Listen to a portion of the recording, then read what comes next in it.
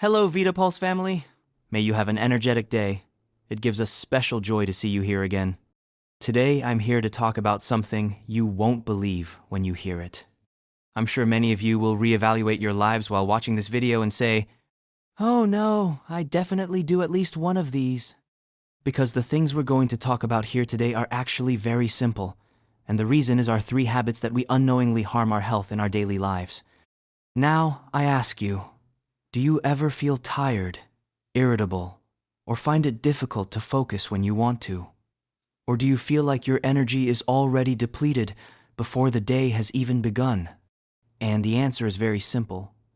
These habits that have become ingrained in our lives without us even realizing it could be the hidden enemy behind all these problems. Are you ready to lift the veil of this mystery together? The first topic we'll address is the moment we wake up in the morning. Most of us share a common ritual.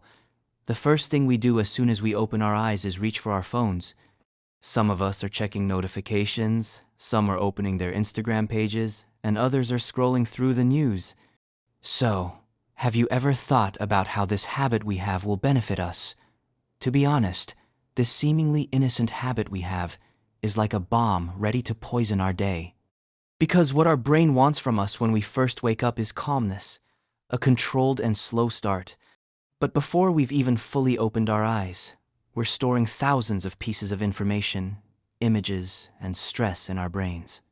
This is like being woken up by the naive shouts of the neighbor's child in the morning, instead of having the wake-up service set to a sweet and innocent melody. So, what's the result? Even before we've had breakfast, our cortisol levels, which is our stress hormone, are already excessively high.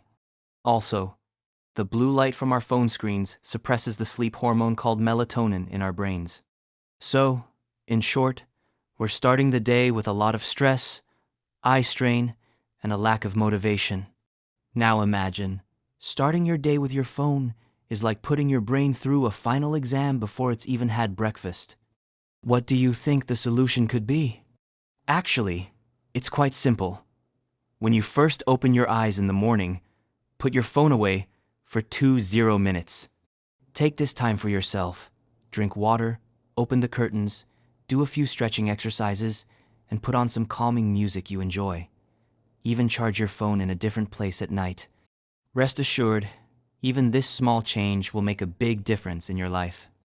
I'm giving you a small challenge.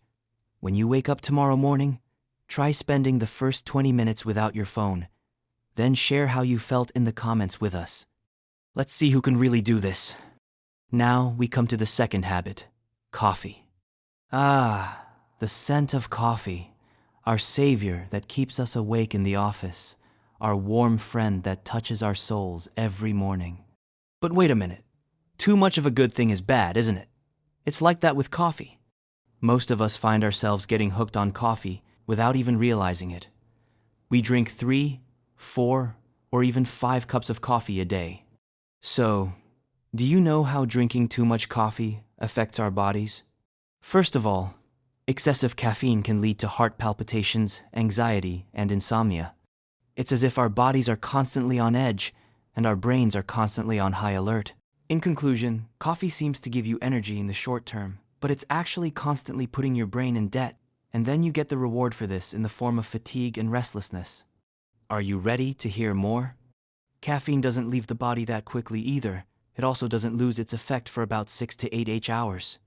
So, if you drink a coffee around 4 p.m., you're still under the influence of that coffee when you try to go to sleep at 11 p.m.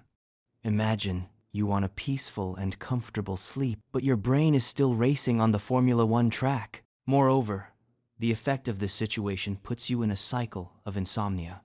The more you stay up, the more tired you feel the next day.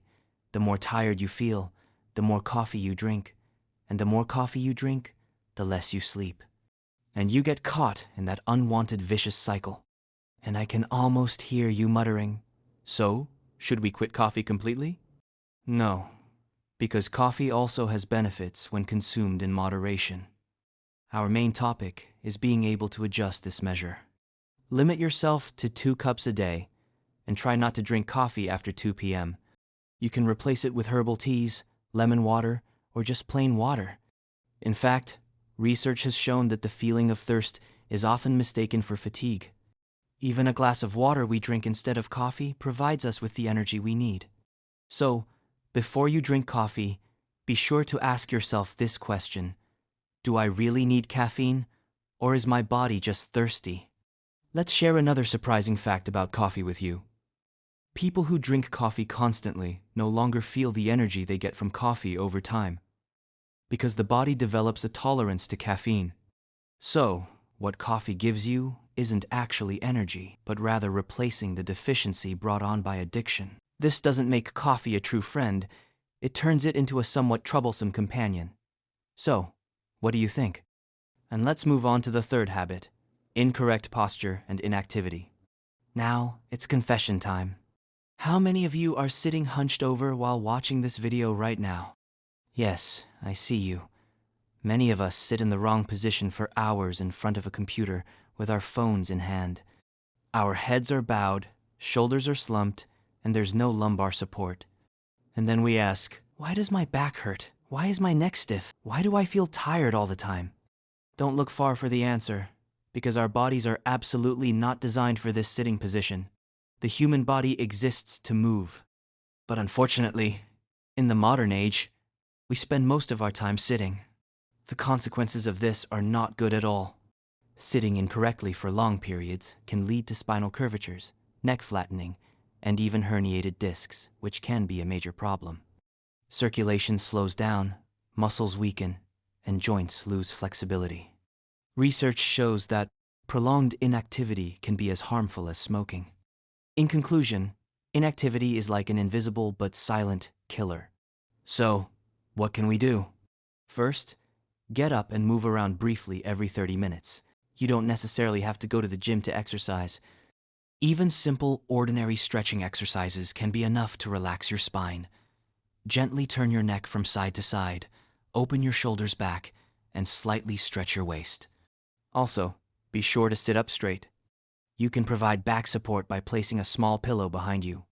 And most importantly, when looking at your phone or computer, definitely keep the screen at eye level.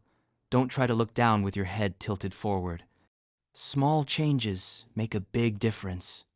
If any of you want to start right away, you can even do a little test while watching this video. Pull your shoulders back, sit up straight. How did you feel? I'm sure you felt the difference even within a few seconds. Here's the IVitaPulse family. And the things that harm our health are things we do constantly throughout the day.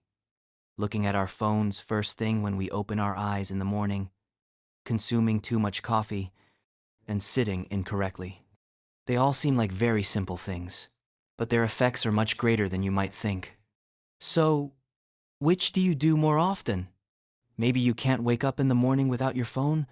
Maybe coffee is a lifestyle for you. Or maybe you spend hours hunched over your computer. But let's not forget, small steps lead to big changes. Tomorrow morning, start your day without touching your phone at all. Reduce your coffee by 1 cup. The simplest thing is to pay attention to sitting up straight, even while watching this video. And when you start to see the results of these, you'll notice too.